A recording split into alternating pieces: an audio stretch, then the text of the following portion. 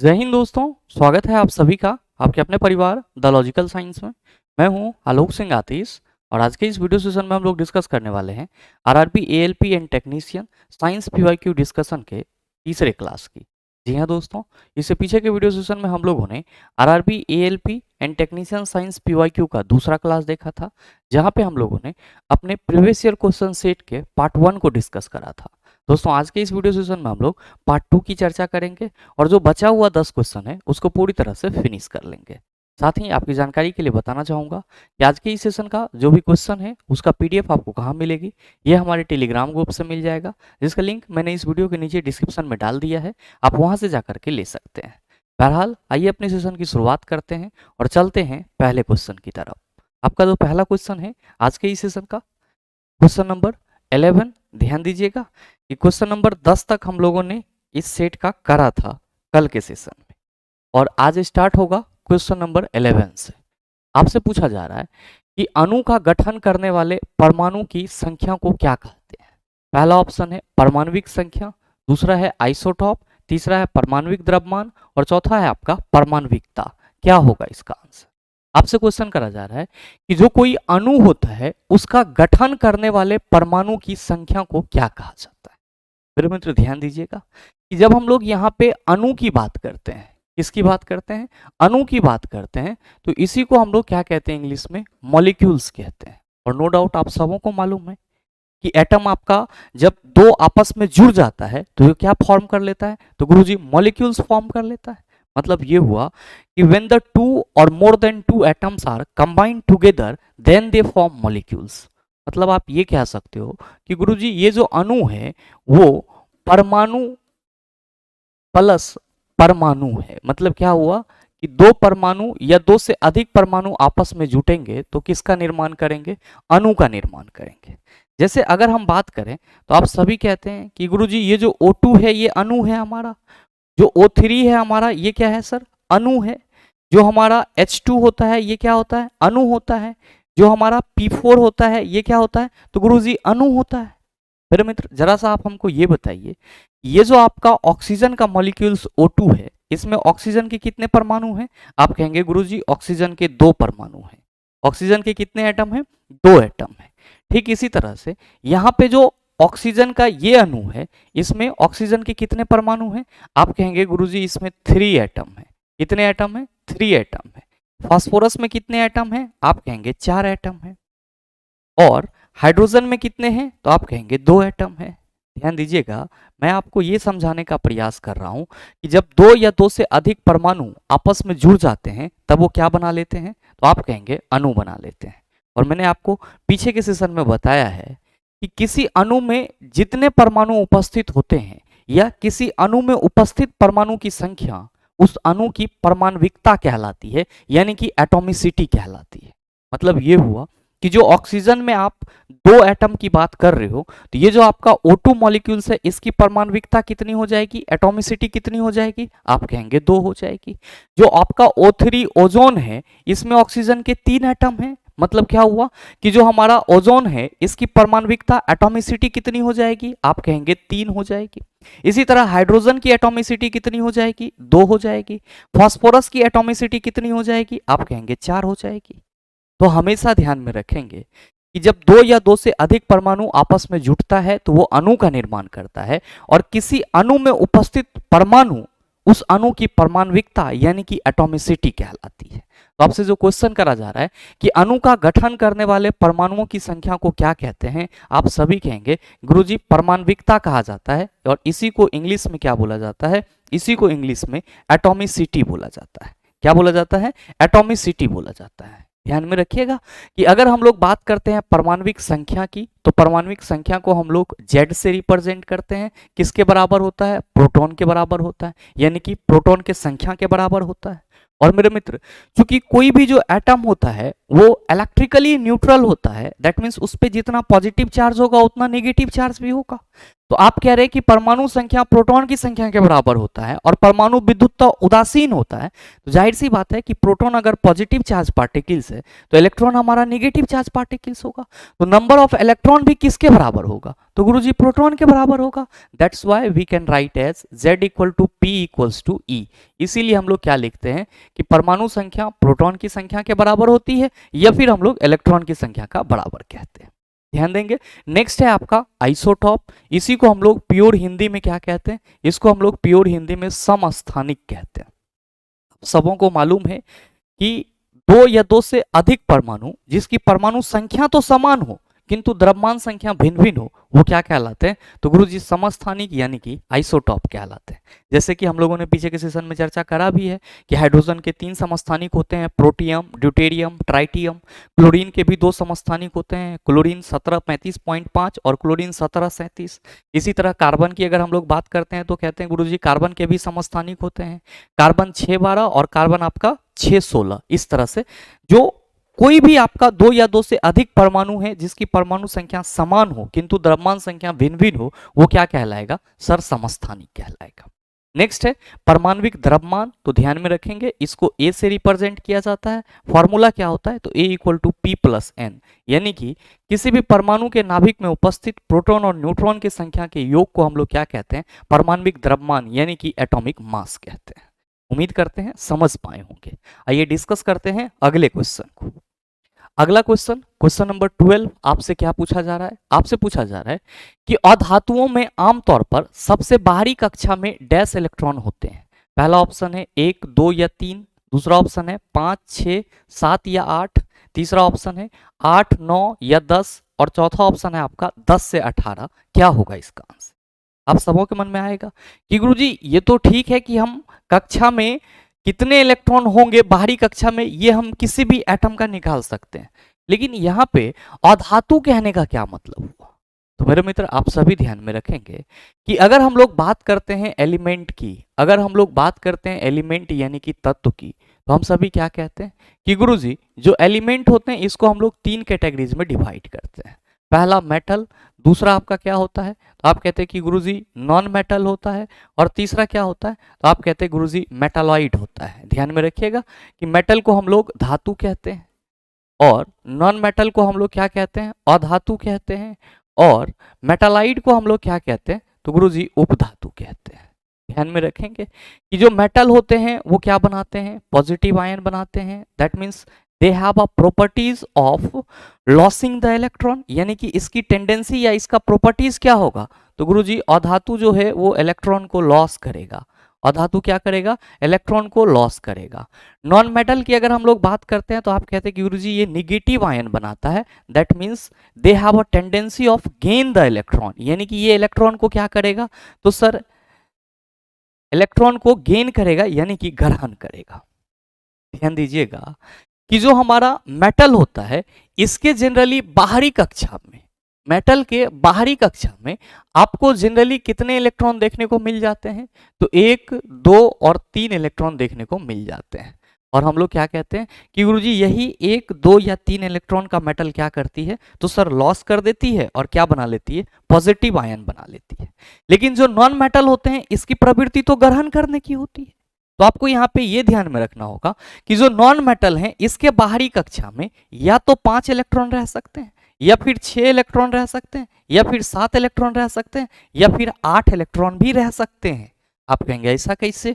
तो मेरे मित्र जब आप अक्रिय गैस की बात करते हैं तो आप सभी क्या कहते हैं कि गुरुजी जितने भी अक्रिय गैस होते हैं वे सब के सब अधातु की श्रेणी में आते हैं, क्योंकि अधातु बेसिकली आपको किस फॉर्म में ज्यादा मिलते हैं? आप कहते हैं गैसियस फॉर्म में।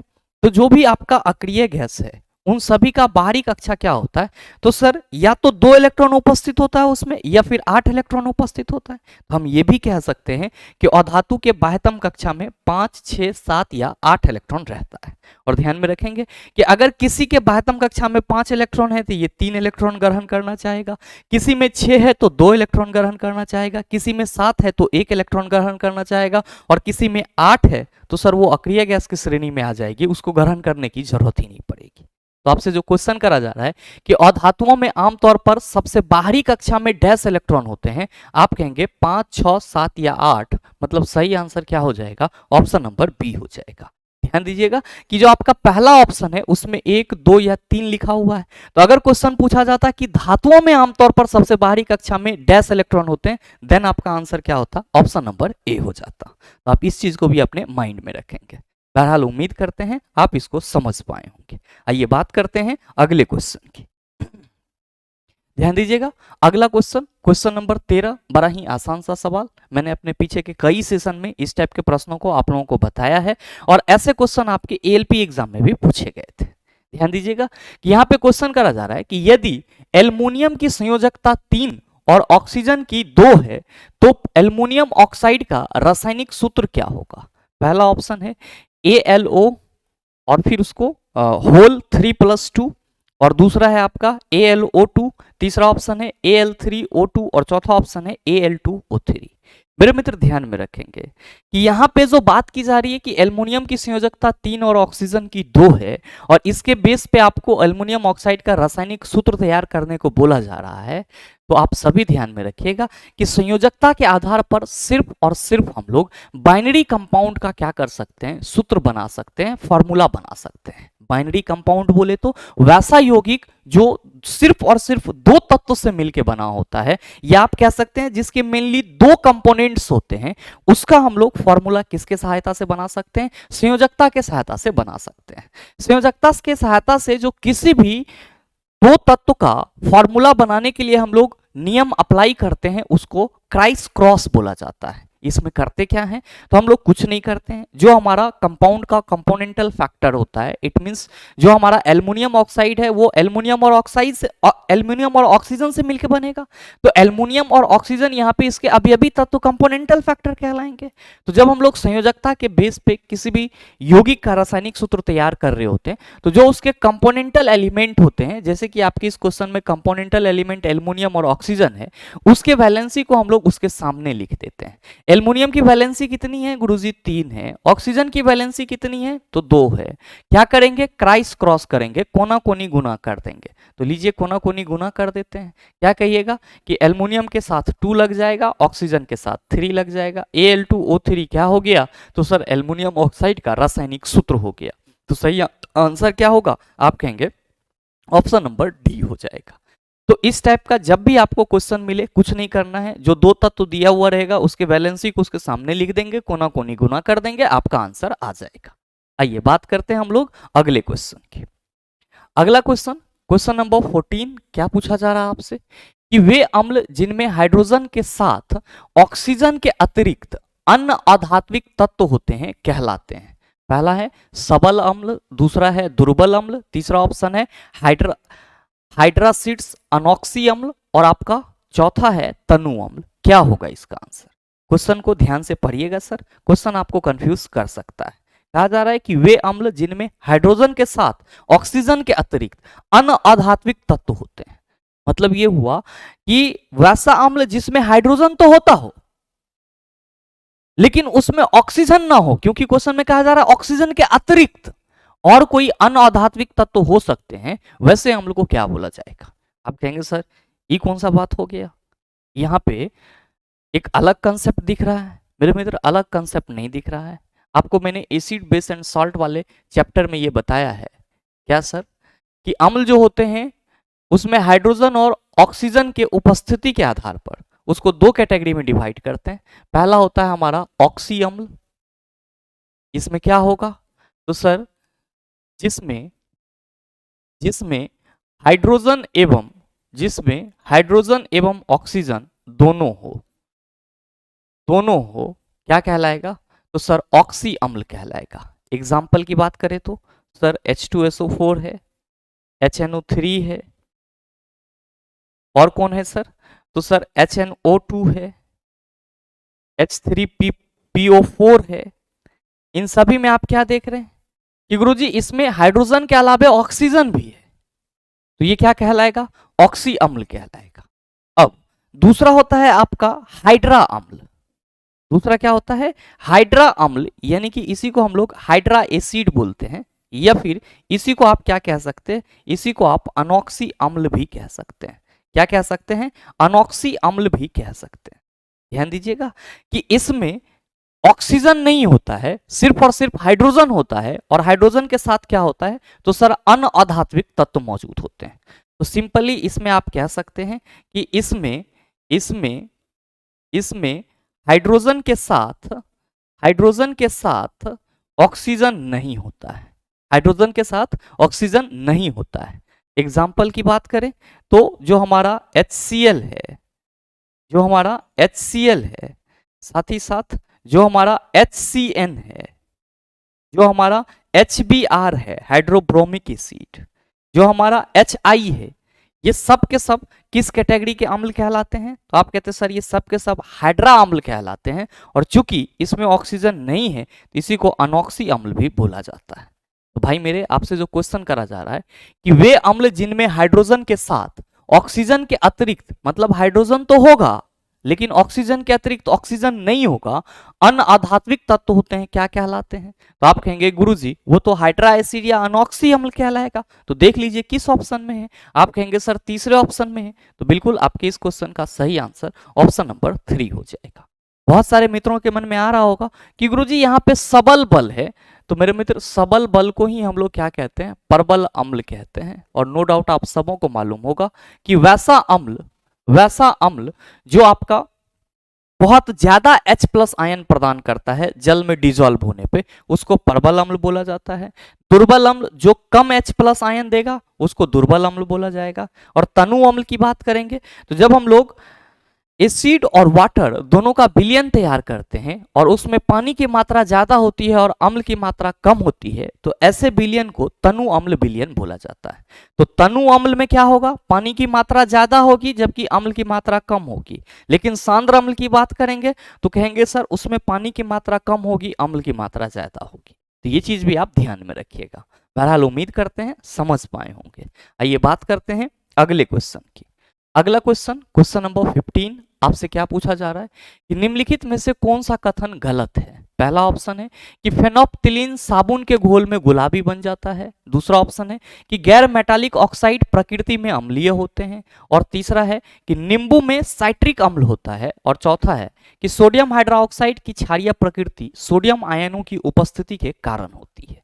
ध्यान दीजिएगा यहाँ पे पहले ऑप्शन में बात की जा रही है किसकी, फिनोप्थिलीन की। ये क्या है, आप कहेंगे गुरुजी ये तो संश्लेषित अम्ल क्षार सूचक है। बिल्कुल सही सोच रहे हैं। जो आपका फिनोप्थिलीन है ये क्या है, संश्लेषित अम्ल क्षार सूचक है, संश्लेषित अम्ल क्षार सूचक है। और आप सबों को ये मालूम होना चाहिए कि फिनोप्थिलीन जो है वो एसिड के साथ कैसा बिहेव करता है। आप कहते हैं गुरुजी एसिड के साथ ये रंगहीन हो जाता है, यानी कि कलरलेस हो जाता है। जबकि ये बेस के साथ कैसा बिहेव करता है, तो आप कहते हैं कि गुरुजी ये बेस के साथ जो है गुलाबी हो जाता है, यानी कि पिंक हो जाता है। भाई मेरे आपसे जो आपके क्वेश्चन में कहा जा रहा है कि इन चारों ऑप्शन में से कौन सा स्टेटमेंट आपका गलत है, तो पहला स्टेटमेंट तो आपको सही लग रहा है कि फेनोल्फ्थलीन साबुन के घोल में गुलाबी बन जाता है। क्या है, तो सर ये जो साबुन है इसकी प्रकृति कैसी होती है, क्षारीय होती है। कैसी होती है सर, क्षारीय होती है। जाहिर सी बात है कि फेनोल्फ्थलीन अम्लीय माध्यम में कोई कलर प्रोड्यूस नहीं करेगा, लेकिन क्षारीय माध्यम में गुलाबी बन जाएगा। तो कहीं ना कहीं पहला स्टेटमेंट आपका सही है, लेकिन आपको तो गलत कथन चुनना है, तो पहला ऑप्शन तो सही आंसर नहीं होगा। दूसरा ध्यान दीजिएगा, इसमें कहा जा रहा है कि गैर मेटालिक ऑक्साइड प्रकृति में अम्लीय होते हैं।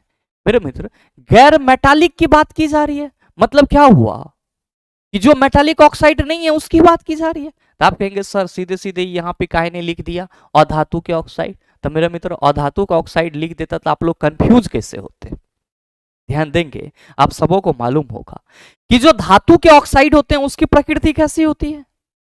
आप कहते हैं कि गुरुजी धातु के ऑक्साइड की प्रकृति क्षारीय होती है, जबकि जो अधातु के ऑक्साइड होते हैं उसकी प्रकृति कैसी होती है, तो गुरुजी उसकी प्रकृति अम्लीय होती है। दूसरे ऑप्शन में तो यही कहा जा रहा है कि गैर मेटालिक यानी कि अधात्विक ऑक्साइड प्रकृति में अम्लीय होता है। बिल्कुल ही सही है, लेकिन चुनना गलत को है, तो ऑप्शन नंबर बी भी हमारा आंसर नहीं होगा। तीसरा है कि नींबू में साइट्रिक अम्ल होता है। आप कहेंगे सर ये भी सही है, लेकिन हमको गलत कथन चुनना है, तो ऑप्शन ए, बी और सी तो हमारा आंसर नहीं होगा, बिल्कुल नहीं होगा सर। ध्यान देंगे कि चौथे ऑप्शन में कहा जा रहा है कि सोडियम हाइड्रोक्साइड की क्षारीय प्रकृति सोडियम आयनों की उपस्थिति के कारण होती है। आप कहेंगे कि गुरुजी यहाँ पे बेवकूफ बनाया जा रहा है, क्यों? क्योंकि हम लोगों को मालूम है कि अगर हम लोग NaOH की बात करते हैं तो ये हमारा किसके कैटेगरी में आता है? तो गुरुजी बेस के कैटेगरी में आता है, क्षार के कैटेगरी में आता है, और जो भी क्षार होते हैं उसका क्षारीय प्रकृति OH माइनस आयन के उपस्थिति के चलते होता है, जबकि यहाँ पे स्टेटमेंट में कहा जा रहा है कि सोडियम आयनों की उपस्थिति के कारण होती है, जो क्या है सर? गलत है। तो हमेशा ध्यान में रखना है कि एसिड का अम्लीय गुण H प्लस आयन की उपस्थिति के चलते होती है, जबकि जो हमारा क्षार होता है, बेस होता है, उसका क्षारीय गुण किसके चलते होता है? तो सर OH माइनस आयन के चलते होता है। तो अब आप बताइए कि आपके इस क्वेश्चन का सही आंसर क्या होगा? आप कहेंगे सर ऑप्शन नंबर डी गलत कथन है और हमको गलत कथन चुनना था, तो सही आंसर ऑप्शन नंबर डी हो जाएगा। मेरे ख्याल से समझ पाए होंगे। आइए बात करते हैं अगले क्वेश्चन की। अगला क्वेश्चन, क्वेश्चन नंबर 16 क्या पूछा जा रहा है कि निम्नलिखित में से अर्धसूत्रण के लिए कौन सा कथन सत्य नहीं है? पहला ऑप्शन है कि अर्धसूत्रण 2 चरणों में होता है, दूसरा है अर्धसूत्रण के परिणाम स्वरूप परिणामी कोष में गुणसूत्रों की संख्या 2 गुनी हो जाती है, और तीसरा है आपका कि अर्धसूत्रण के दौरान जनक कोषों के जीन परिणामी कोष में मिश्रित हो जाते हैं, और चौथा है कि जनन ग्रंथियों गोनेड्स में अर्धसूत्रण युग्मक के उत्पादन के लिए होता है। तो क्या होगा इसका आंसर? ये चीज आपको बताना है। आप सभी कहेंगे कि गुरुजी पहले ये बताओ कि ये अर्धसूत्रण का क्या मतलब होता है।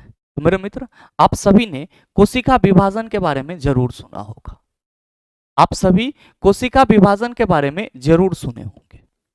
ध्यान में रखिएगा कि कोशिका विभाजन को हम लोग क्या कहते हैं इंग्लिश में? इसको हम लोग इंग्लिश में सेल डिवीजन कहते हैं।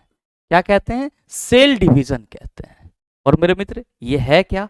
तो आप सभी कहते हैं कि गुरुजी पेरेंट सेल से नए डॉटर सेल प्राप्त करने की जो प्रक्रिया होती है उसी को कोशिका विभाजन बोला जाता है। आप कहेंगे सर ये बहुत टफ डेफिनेशन हो गया, कोई बात नहीं चला। सिंपल शब्द में याद रखना है कि कोशिका जनन की प्रक्रिया कोशिका जनन की प्रक्रिया क्या कहलाती है? आप सभी कहेंगे कोशिका विभाजन कहलाती है। क्या कहलाती है? कोशिका विभाजन यानी कि सेल डिवीजन कहलाती है। ध्यान में रखिएगा कि ये जो कोशिका जनन की प्रक्रिया होती है ये सामान्यतः 3 प्रकार के होते हैं, लेकिन आपको ज्यादातर क्वेश्चन कहां देखने को मिलते हैं? तो सर ज्यादातर क्वेश्चन 2 ही प्रकार से देखने को मिलते हैं। अच्छा, ये 3 प्रकार कौन कौन सा होता है? तो पहला होता है सर समसूत्री कोशिका विभाजन, दूसरा होता है आपका अर्धसूत्री कोशिका विभाजन, और तीसरा होता है आपका असूत्री कोशिका विभाजन। जनरली असूत्री कोशिका विभाजन जो है ये आपको बहुत पुराने जीव में देखने को मिलते हैं। और मेरे मित्र, समसूत्री कोशिका विभाजन को हम लोग मिटोसिस कहते हैं, अर्धसूत्री कोशिका विभाजन को मियोसिस, और असूत्री कोशिका विभाजन को अमिटोसिस कहते हैं। ध्यान में रखेंगे कि समसूत्री कोशिका विभाजन में क्या होता है? तो सर जब कोशिका विभाजित होती है तो उसमें गुणसूत्रों की संख्या समान रहती है, और इसीलिए क्या कहा जाता है? समसूत्री कोशिका विभाजन। लेकिन अर्धसूत्री कोशिका विभाजन में क्या होता है? तो सर अर्धसूत्री कोशिका विभाजन में जो गुणसूत्रों की संख्या होती है वो आधी हो जाती है। क्या हो जाती है सर? आधी हो जाती है। और साथ ही आपको यह भी ध्यान में रखना होगा कि समसूत्री कोशिका विभाजन आपको कहां पे देखने को मिलता है? तो सर अगर आपको चोट वगैरह लग जाता है तो उस जगह का जो टिश्यू होता है वो क्षतिग्रस्त हो जाता है, तो ऊतकों के मरम्मत के लिए आपको ये समसूत्री कोशिका विभाजन क्या करता है? वहां पे कारगर साबित होता है। लेकिन जो अर्धसूत्री कोशिका विभाजन होता है जिसमें बेसिकली क्या होती है? गुणसूत्रों की संख्या आधी हो जाती है, ये आपको कहां पे देखने को मिलता है? गोनेड सेल में देखने को मिलता है, यानी कि जनन ग्रंथियों में देखने को मिलता है। तो आपसे जो यहाँ पे क्वेश्चन करा जा रहा है अर्धसूत्री कोशिका विभाजन, यानी कि जिसको अर्धसूत्रण बोला जा रहा है, वो क्या है? तो आप कहेंगे अर्धसूत्री कोशिका विभाजन है। और साथ ही ध्यान में रखिएगा कि अर्धसूत्री कोशिका विभाजन 2 चरण में होता है, अर्धसूत्री 1 और अर्धसूत्री 2, यानी कि मियोसिस 1 और मियोसिस 2। तो आपके इस स्टेटमेंट के अनुसार जो पहला आपका ऑप्शन है वो क्या है सर? सही है कि अर्धसूत्रण 2 चरणों में होता है, अर्धसूत्रण 1 और अर्धसूत्रण 2। दूसरे ऑप्शन में कहा जा रहा है कि अर्धसूत्रण के परिणाम स्वरूप परिणामी कोषों में गुणसूत्रों की संख्या दोगुनी हो जाती है, जो कि क्या है सर? तो आप कहते हैं कि गुरुजी ये जो दोगुना हो रहा है ये गलत है, क्योंकि अभी जस्ट आपने बताया कि अर्धसूत्री कोशिका विभाजन में गुणसूत्रों की संख्या आधी हो जाती है। तो कहीं ना कहीं ये आपका क्या है सर? गलत स्टेटमेंट है। जबकि बात करें अगर हम लोग तीसरे ऑप्शन की, तो कहा जा रहा है कि अर्धसूत्रण के दौरान जनक कोषों के जीन परिणामी कोषों में मिश्रित हो जाते हैं और इसीलिए तो हमको डाइवर्सिटी देखने को मिलता है, विविधता देखने को मिलता है। जो आप कहते हो कि गुरुजी जो न्यू बॉर्न बेबी होते हैं उसमें जो लक्षण होता है हेरिडिटरी लक्षण यानी कि अनुवांशिक गुण होता है वो अलग अलग होता है, माता का भी और पिता का भी। तो सर जब तक माता और पिता दोनों का प्रॉपर्टीज मिक्स नहीं होगा तब तक उसके जो ऑफ स्प्रिंग है उसमें आपको ये डाइवर्सिटी देखने को मिल ही नहीं सकता है। मतलब कहीं ना कहीं जो आपका तीसरा ऑप्शन है ये भी सही है कि अर्धसूत्रण के दौरान जनक कोषों के जीन परिणामी कोषों में क्या हो जाते हैं? मिश्रित हो जाते हैं। मतलब सही है सर, ऑप्शन ए भी सही है। और ऑप्शन डी की बात करें तो जनन ग्रंथि गोनेड में अर्धसूत्रण युग्मक के उत्पादन के लिए होता है, बिल्कुल ही सही है। आपको क्या चुनना था? तो सर निम्नलिखित में से अर्धसूत्रण के लिए कौन सा सत्य नहीं है, गलत कथन चुनना था। तो आप कहेंगे sir option number C, option number D और ऑप्शन नंबर ए हमारा क्या है? तो सर सही है, जबकि सत्य नहीं है ऑप्शन नंबर बी। तो सही आंसर क्या हो जाएगा? ऑप्शन नंबर बी हो जाएगा। उम्मीद करते हैं समझ पाए होंगे। चलते हैं अगले क्वेश्चन की तरफ।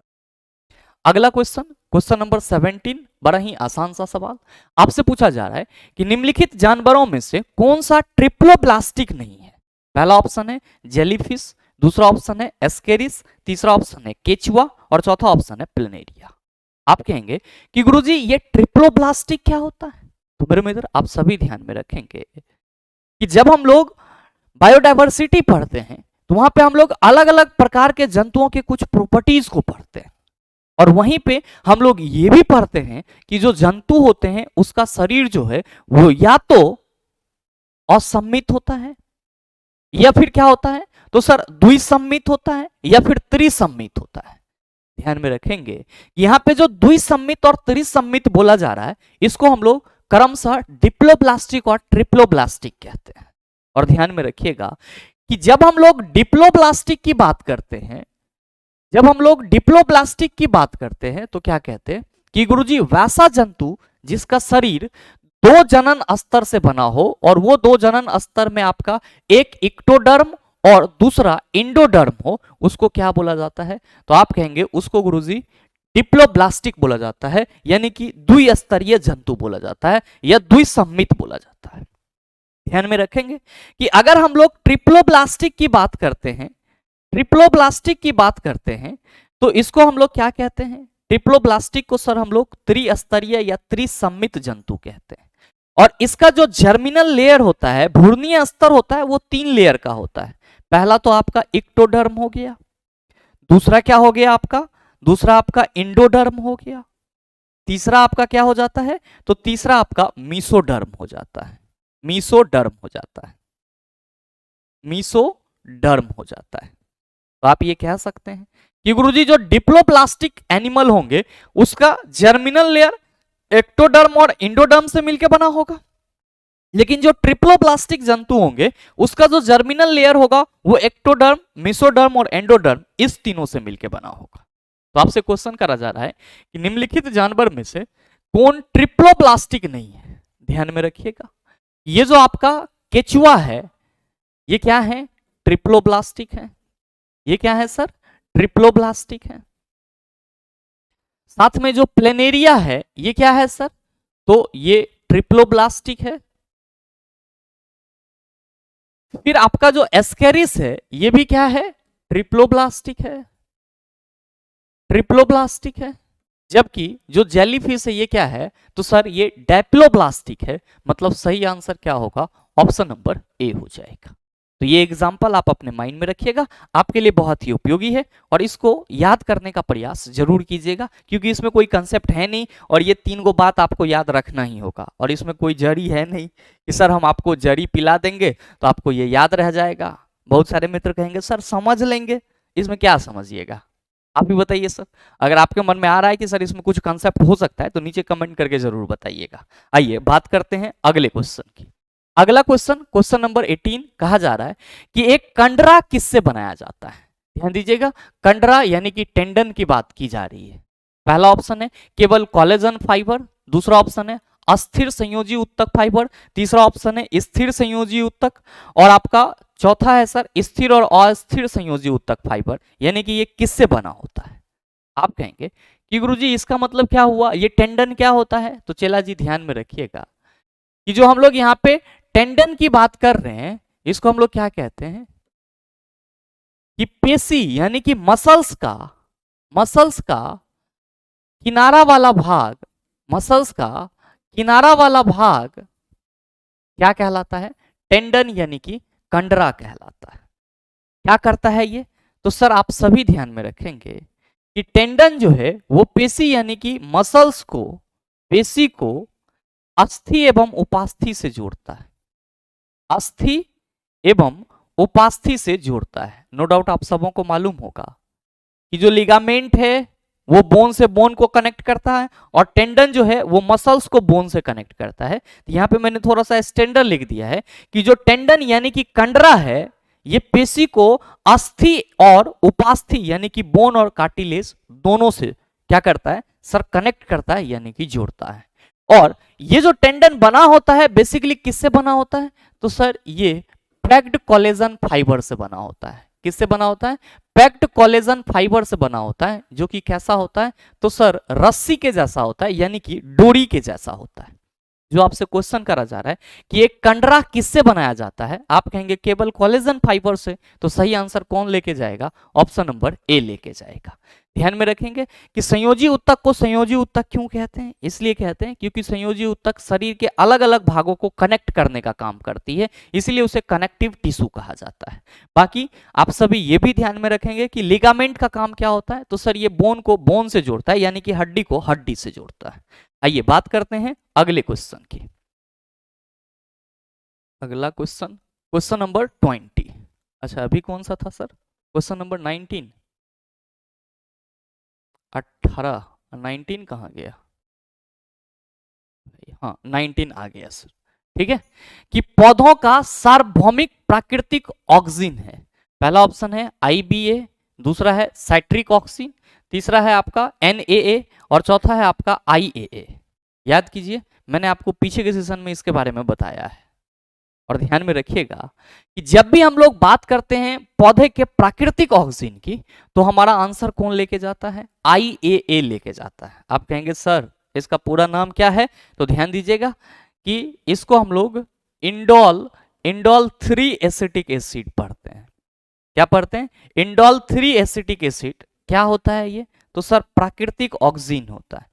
सबों को मालूम होगा कि ऑक्सीजन का काम क्या होता है, तो आप कहते हैं कि गुरुजी ये तो पौधे के वृद्धि के लिए रिस्पॉन्सिबल होता है। और दूसरा आपका क्या है NAA, तो सर NAA जो होता है इसको हम लोग क्या पढ़ते हैं, इसको हम लोग नेफ्थलीन एसिटिक एसिड पढ़ते हैं। और ये क्या है, तो आप सभी ध्यान में रखेंगे कि ये जो है ये आपका कृत्रिम ऑक्सीजन है। क्या है ये, कृत्रिम ऑक्सीजन है। मतलब साफ है कि प्राकृतिक ऑक्सीजन की बात की जाएगी तो IAA होगा, और अगर कृत्रिम ऑक्सीजन की बात की जाएगी तो हम लोग NAA कहें। उम्मीद करते हैं समझ पाए होंगे।